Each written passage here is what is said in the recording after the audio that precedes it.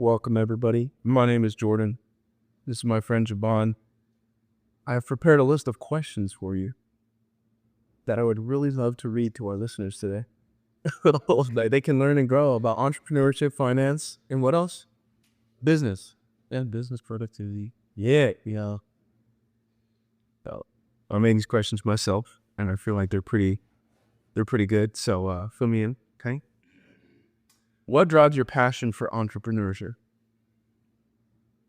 I think it's less about a passion for okay, so all right. Let me think about how I'm gonna answer this.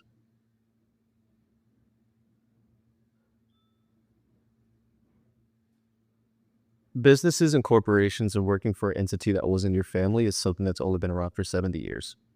Like before 70 years ago, when your grandparents were children,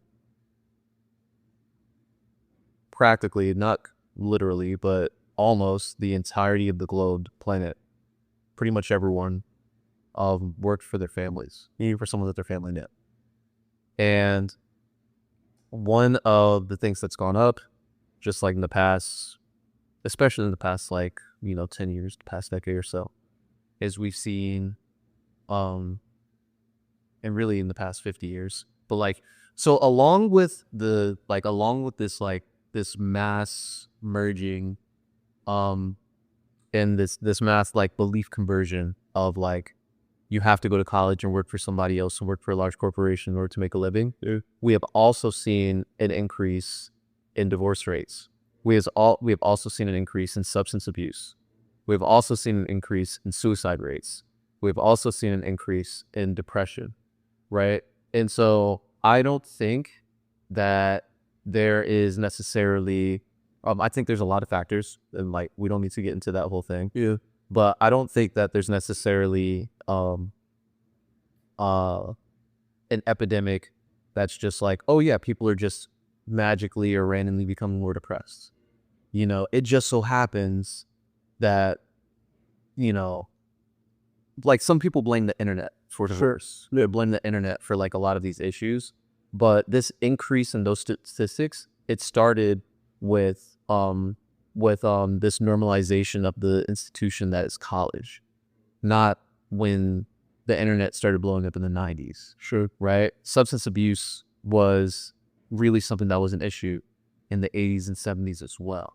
So when we just look at that timeline, the whole reason why I thought about this in the first place is because my own personal existential crisis and all of that, and what's the whole point of being here, and how can I fulfill how can I be the best version of myself in the world? And as you know, I'm a helper by nature. I just want to help. Yeah. And help others, help as many people as possible. But when it comes to why is entrepreneurship the thing, it's just recognizing that people were happier when they weren't getting in massive amounts of debt, and when they had a mother and father not just at home but at work. Yeah. And their parents owned the store. Their parents owned the clothing store, or owned the dental the dental office, or the trash company, or the farm, or whatever their family business was. Their family owned that, and that's what their great grandparents did. And then they pass it down to their grandparents, and their grandparents pass it down to their children. And then what happened is when your parents were kids, they grew up watching their family do this business. And then when they were old enough, they also started doing the business. And then eventually, your grandparents left the business so that your parents could operate it. And then when your grandparents weren't able to function or really do anything anymore, it was perfectly fine, because the same business that they started and taught your parents to run is what helped pay for their retirement. And so this whole idea of oh yeah, start a business to retire isn't new. What is new is the idea of buy a small percentage of a massive organization that doesn't care about you at all, that you don't have any control over, and that's supposed to be your way of eventually retire. Which, by the way, is when you purchase stocks, purchase a position, or or like a percentage of these companies, the only way that you're guaranteed any type of payout is if you either if you either A, sell it, or if they offer some type of dividend. And the dividend itself is percentage based. So you're not getting any actual value from it unless that percentage is a substantial one for, you know, for your lifestyle. The issue with that is, once again, you have no control over it. So you can buy a dividend stock, buy a share of the company or a percentage of a company that says, hey, we'll pay you dividends on a monthly or quarterly basis or whatever. But at any point they can decide not to anymore. Sure. Right. And so like, there are viable ways to invest. I'm not saying that there aren't, but the one that's absolutely guaranteed to pay you back in the long run is the business that fits in with what you and your family are actually good at and what you guys were built for. Right? Not only that, but you have the opportunity to teach your children a skill that gives them meaning, that gives them purpose, Like there really weren't any existential crises in the before the 50s. For sure. Right? People didn't wonder what their meaning was, because like they had a mom, they had a dad to see what a healthy dynamic between two healthy people looked like. Yeah. And then they went and they found somebody, and then those people started a family together and they passed that down. And if you just look at like if you look at, I'm big on psychology. So like if you look at like Maslow's hierarchy of needs, right? And the 6 basic human needs, right? Well, all of those are fulfilled through business and through family. And like if I have a family business, there's no search for purpose or meaning, right? Like I have something that can financially fulfill my family. I have a way to connect to the community, right? I'm able to watch my children grow in a stable way because this is something that I know that works because it's been established for generations. Sure, like that's the whole point of having a family-owned business. Right. And so the reason why I think I got into entrepreneurship, and particularly talking to other people about entrepreneurship and pushing people into small business, right, and really trying to lead people in that direction, is because to me it's not just a good solution, but it's the only solution to a sustainable future, not just for yourself, but for literally every generation after you. Yeah. So what is the thing that makes your blood special, right? And then like how can you cultivate that not just into something that's going to help you create freedom, but actual generational wealth and generational freedom for your family, not just financially, but also spiritually, right? And like, to me, I think that's really what entrepreneurship is about and why I'm so passionate about it. Dude, that's awesome. Yeah. And I think it just reminds me of that conversation that we had previously about the way that we were designed to operate, I mean, you look at Egyptians and they were slaves, and it's like, well, that's every person working at Walmart right now, no offense. Mm-hmm. But like, it's true, we're slaves to the college because they put us in debt. Yeah. And then we're slaves to our bosses and our managers and whatever else. Like, I mean, just study the way that slavery in and of itself and how it started. And slavery started as indentured servitude. And like, that's an ancient story. And indentured servitude means that you get to debt, right? Or you make a decision, or one of your ancestors made a decision, and that put you in debt to another people or another society. And then you have to work that debt off without seeing any actual payout or benefit for yourself in real life. And then what happens when you die and you still have debt? It's then passed on to the next generation, and that generation needs to pay off your debt. That's literally how it works. yeah, That's how student loans work. Wow. So like, yeah, if you can't, and like people try to get out of it through the death benefit of life insurance policies, and there's things that exist to kind of help with that. But no, yeah, it is a slavery based system. And we can even look into like the way that like private prisons in the United States work and all of that. And like, I don't want to go into that whole rabbit hole, but like, yes, it is a slavery based system. The prison system in the United States is not designed to reform. Sure. It's not.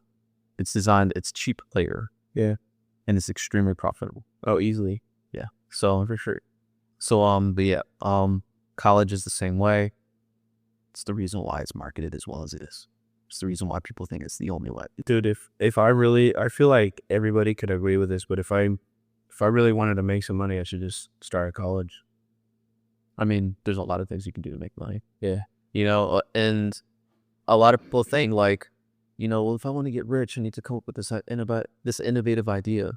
And the reality is like, yes, if you look at like the ultra wealthy, like if we're looking at you know, multi-billion-dollar people or billion-dollar people, like they have innovative ideas. But if you just look at people who aren't, so when I say ultra wealthy, I'm talking about 9 figures or more. Yeah. Right.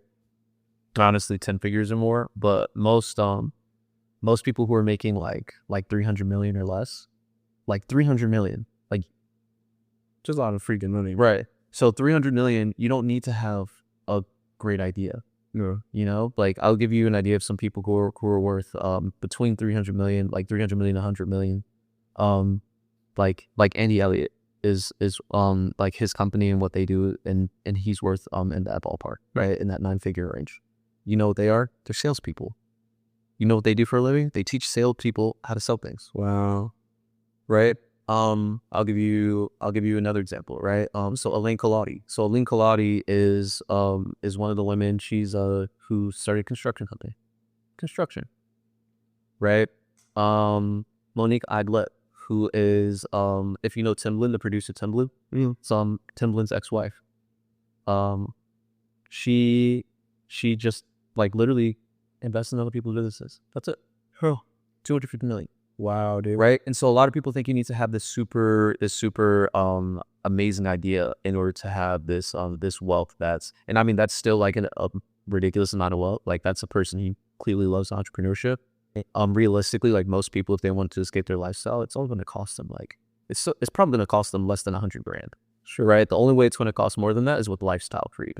And then if you want the more extravagant things, like even then, like you're looking at like what, like maybe a max of 50 million. After 50 million, like it's just like you're just playing New Game Plus at that point. Yeah. Yeah. You know, 50 million. That's over $1 million a week. What toy can I buy today? Yeah, you know what I'm saying? Like 52 million is $1 million a week. After 52 million, like what are you doing? Yeah. Like why am I here? Yeah. Right. So, but yeah. So like once you're making, you know. I'll give you another example, right? So somebody that you and I both know, Alex Ramosi. Alex Ramosi was able to, like, he had a 46 million net worth, sold his companies for $46 million. What kind of business was it? He found out the best way to fill gyms and then taught other gym owners how to fill their gyms. That's it.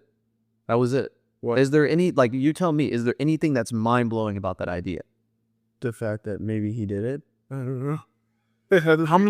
How long have gyms existed? For a long time, dude. Right. And why have gyms existed that long? Because people go to them. Yeah. There's a need.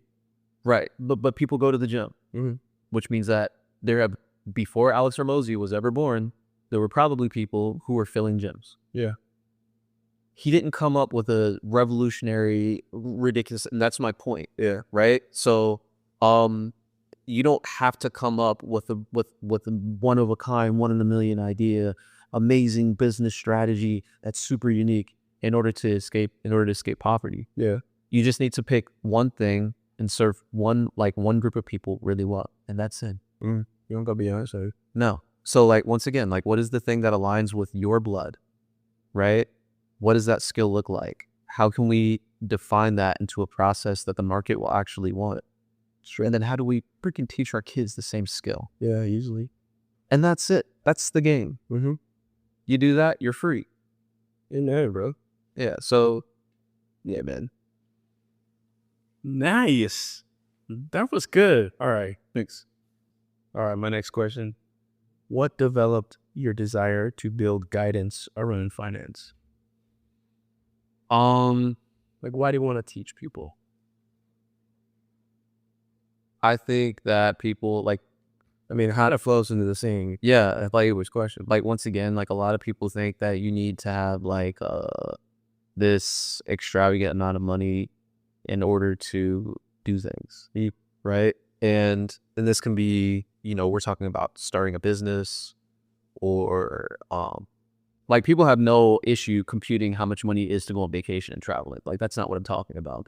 Well, people think you need an extravagant amount of money in order to start a business, and somehow that's expensive, or that the idea of, these are just things that I've heard, right? Or that you know, well, I need a lot of money if I want to invest. Like this is something that I've heard a lot, right? And like, oh, well, investing is a rich people's game. Yeah. And it's just like, to me, like, it's really difficult for me to communicate this to people, and I'm still working on that part of my communication. But because like when I say it, I trigger a lot of cognitive dissonance when I'm talking to people about it. Sure. But the reality is like, you don't invest to get rich, or you don't get, like, it's not that the rich are the only people who invest. Like, that's not how it works. It's that, like, investing is the thing.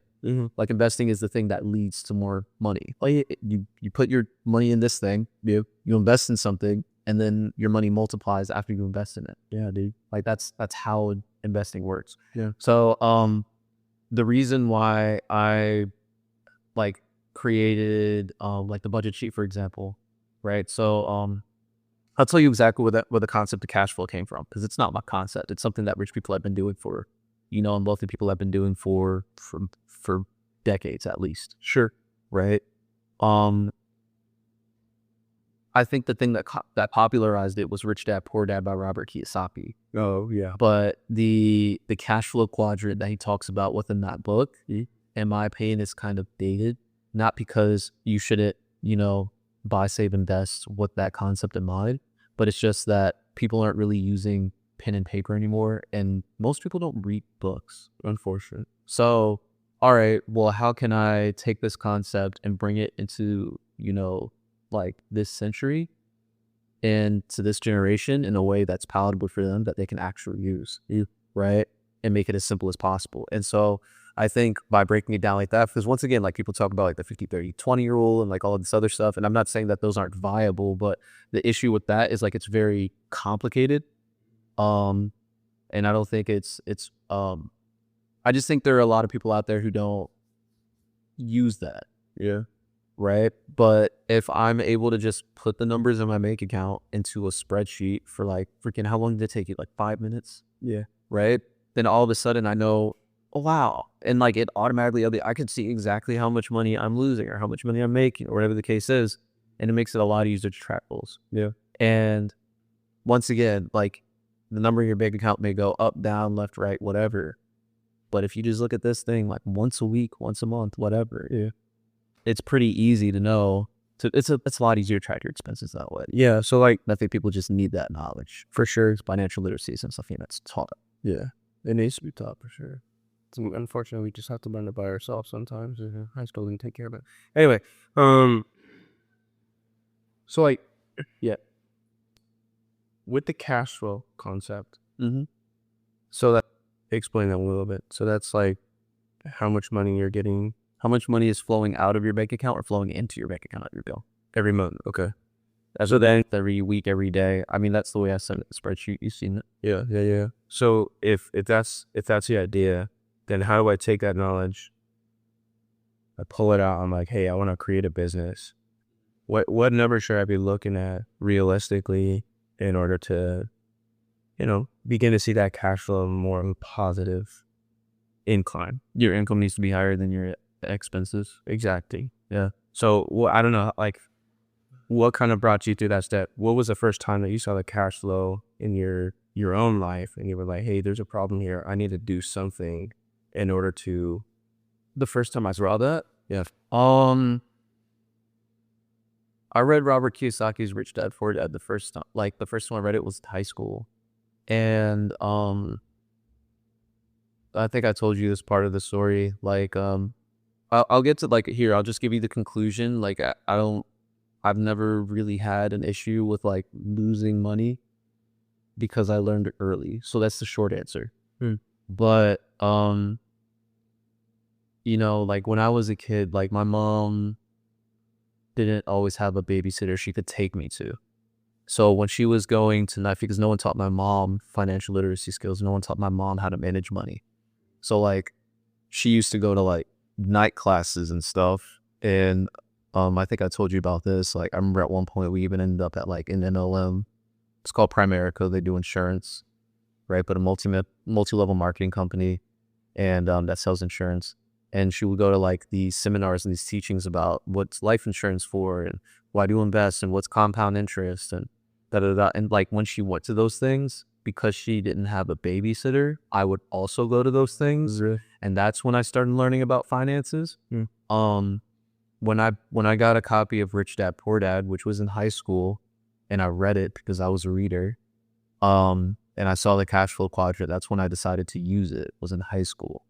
I started making money when I was 12. I got a bike for my 12th birthday, and I wanted to go past the mailbox. My mom wouldn't let me because she couldn't get in contact with me.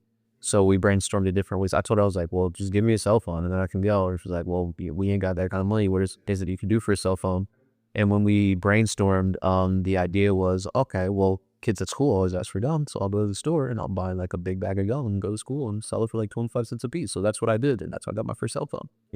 And so like after I got my first, and my mom was like definitely about, well, make sure you save some of your money. Like she did that. But it wasn't until I got the Rich Dad Poor Dad book that I was like, oh, you know, and it was like, just make sure that you're making more money than you're losing.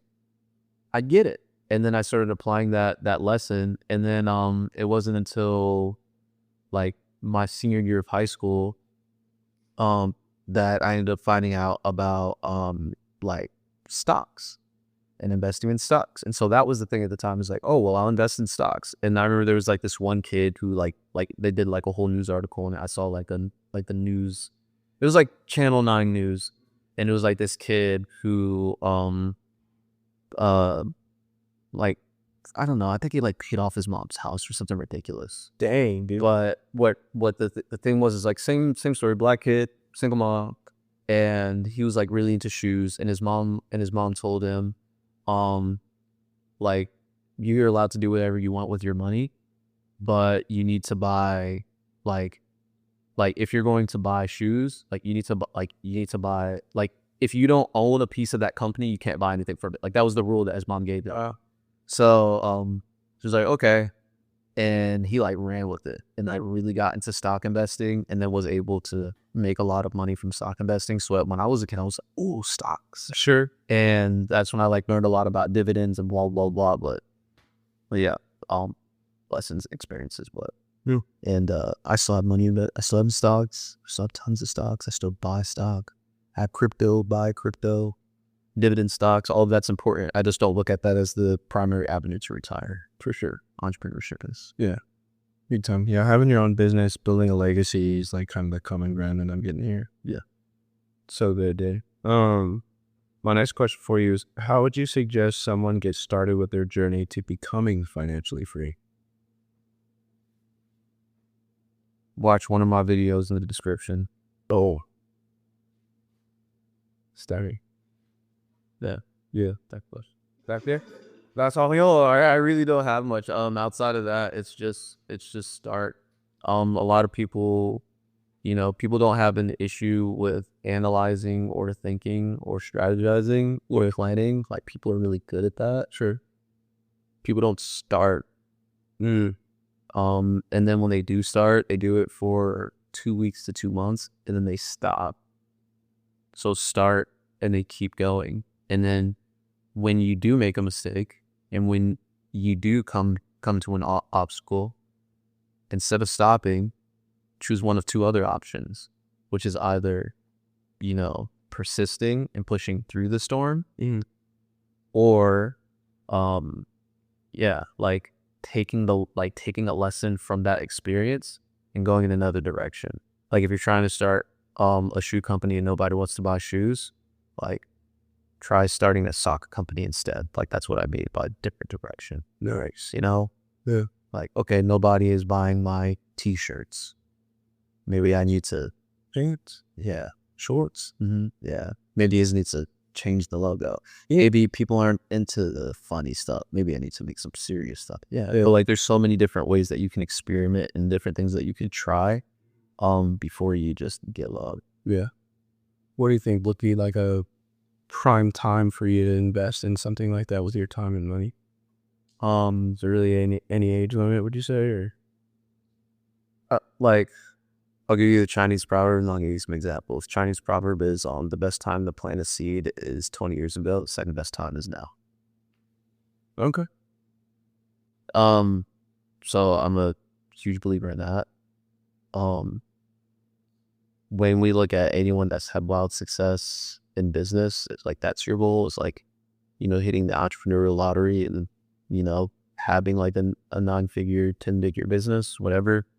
Like most people don't see that kind of success until they're like their 60s or 70s. Yeah. Warren Buffett. Yeah. Warren Buffett is a good example. The guy who created Grey Goose didn't create Grey Goose until he was in the 70s. Really? Had a lot of failed. But the thing about these people is like they try, and then eventually they win. If you do anything long enough, eventually it becomes unreasonable for you not to succeed. So fucked up. And yeah, but like even if it's not within the realm of entrepreneurship in particular, like let's say that you want to be like an actor, right? Samuel L. Jackson didn't land his first role until he was in his 40s. Really? Yeah, like we all know the story about Michael Jordan and how he didn't even make his high school team. Well, like you play the professional athlete, like it doesn't matter. You can pick whatever you want. But yeah, there's just the whole point is like there's absolutely no way to know when you're going to strike gold.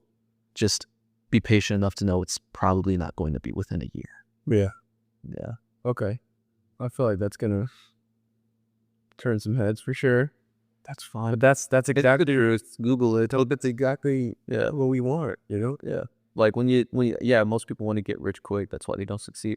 Right. Yeah. But part of God only blesses us with what we're prepared to be blessed with. And if I just gave you something, how much would you value it versus if you had to earn it? Yeah. Wow, dude. Man, that just On average, it takes 5 years for a business to become profitable. Keep that in mind when you're doing it. yeah. Dang, man. That one's free. All right, so pertaining to this conversation, my last question for you. Yeah. Pertaining to this conversation, just what we talked about, building legacies, just understanding stocks, understanding different opportunities to grow and build your entrepreneur business. Hopefully, you guys are feeling a little bit inspired by Javon's story. It's All 3 of you. Oh, it's all 3 of you for real. I don't think nobody. I hope people do. I will. I pray people do. I will let you know that I will watch this video. Okay. I'm just letting you know. Not to look at myself, I promise. And share this with all your friends, dog. Share this with all of your family too. Share it with your dog. And your plans. So pertaining to this conversation, everything we talked about, let's take it back to your 20-year-old self. 18, 20, wherever you want to fit within that realm. So I was in either Afghanistan or Kuwait. Okay. Let's say like immediately out of the military or right before the military, before you made the decision to go.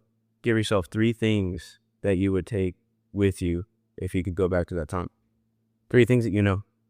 That I would tell like my 17-year-old self. Yeah, you would tell, or like if you could go back in time, 3 things that you would take with you. That makes sense. Wow. That's deep.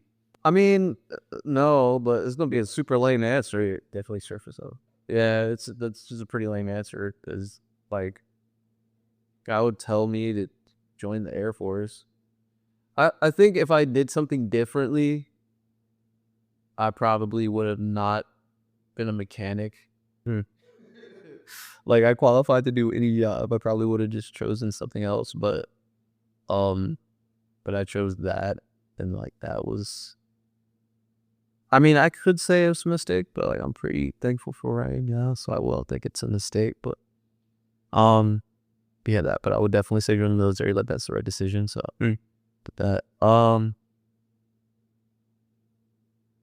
man, 3 things that I would tell him. So a 17-year-old self. But that's not really. Yeah, like, hey, you should invest in this, or you should spend more time doing this. You know what I'm saying? Maybe like take them on to smell the flowers more. No. Yeah. Yeah. All right. Yeah. That's still arguably a problem, but yeah. I don't think that necessarily what works for someone and someone else's normal is going to work for everyone else. Yeah. And I am the kind of person, I mean, we talked about this, like I'm the kind of person that values work and contribution to society. And I think the more time you spend away from that, the more time you spend away from your purpose, the like that's just not, we can talk about that, I guess, but this is also like an Enneagram thing, I guess, like a nature thing, and I'm an achiever. I judge myself based on my accomplishments, so, and that's not a mistake. That is how I am designed. But yeah, so, but I'm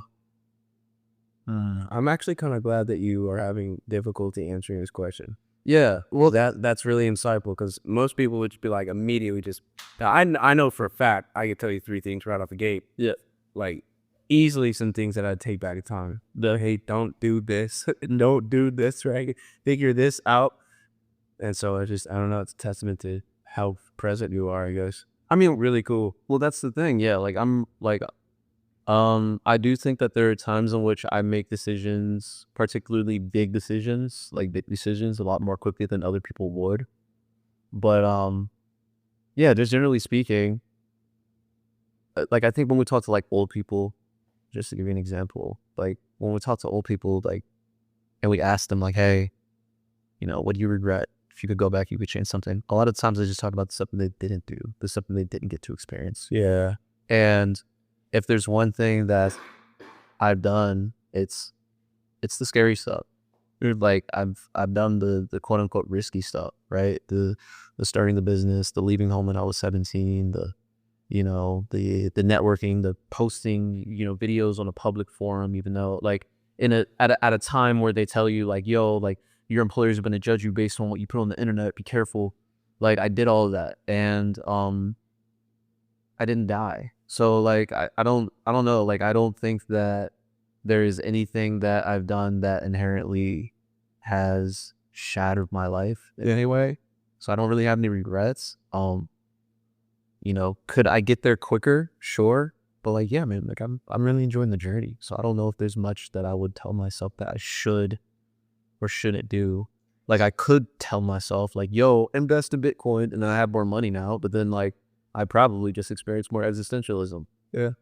Like to be honest, like I could like, do you know who Luke Belmar is? Okay, so Luke Belmar is like another multimillionaire guy. Sure. Right? But Luke Belmar made the majority of his fortune from buying Bitcoin at the right time and selling it at the right time. And so like I know from my perspective, I look at Luke Belmar, who definitely like he has a great platform, tons of people because he has a ton of money and flashy stuff. When you have a lot of money, it's really easy to be flashy. When you have a lot of money and gain attention. Sure. Right? Because people want that. So they're going to watch you because they want the same thing. And the material wealth. Mm-hmm.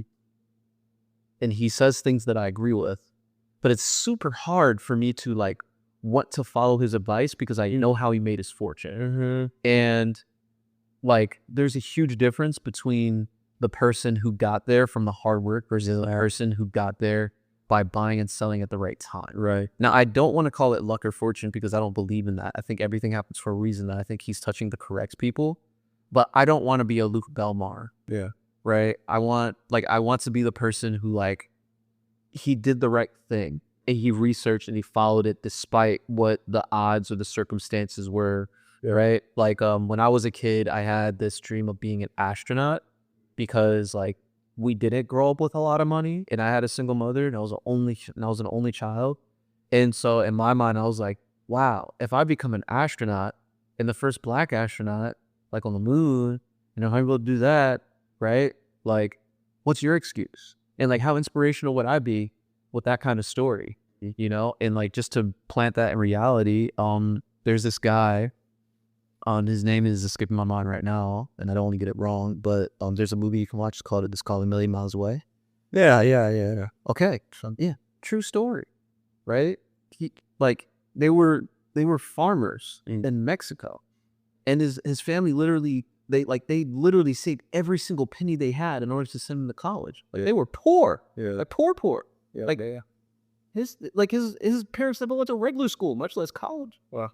And then he spent years. I think he applied like 13 or 14 times before he was finally accepted by NASA.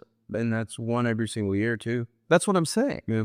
like for over a decade. He went back and back and back. Like, and he applied and he applied, and we kept getting rejected until he literally went in person to talk to them. Like, bro, I did everything. I did everything. And like, that's the kind of story that I would prefer to happen. Right. Over the get rich quick. Yeah. I don't want the he was lucky story. Mm-hmm. You know? Yeah, I worked for this. Yeah. I put calluses on my. Listen, this is possible for anyone. Yeah. Here's proof. Yeah. Do you want it or not? Yeah. Yeah. Dude, yeah, it's like, I heard a saying once, it's fast money earned is fast money lost, or something along the same lines. Yeah. You know, I think that's so true. And you see these really influential, wealthy families who've had old money for centuries because of hardworking grandparents who decided to like step up and actually do something different. And then all of a sudden, you know, it's affecting not only their great grandchildren, but, you know, 4 or 5 generations after that. It's crazy, dude. Mm-hmm. Nicely done. Thanks for having me. Yeah. Oh, that's it? Oh, I don't know. What else you want to talk about? Do you have more questions? No, that's it. That's all I got. Okay. Subscribe. I really hope you enjoyed that interview. If you thought that there were some good nuggets, some good tidbits of information in there, or if you just found it kind of inspirational or motivational at all, you can you can subscribe, you can leave a comment. That will definitely help me and help the algorithm. But not just that, you can also check out the Forever Getting Better podcast, which has roughly 20 episodes right now, I believe, 19, 20 episodes. And there are more episodes that'll be coming soon, including this audio. This audio is going to be uploaded tonight along with these YouTube videos. And yeah, you can check out some of the past episodes and expect more in the future. Jordan is actually going to be doing some interviews and some episodes himself whenever time permits. And that's pretty much all I got for you. Another thing, he makes music, and you will be hearing his music in these videos, possibly in the podcast as well in the background. So I hope you enjoyed that. And thanks for checking out the video. Peace.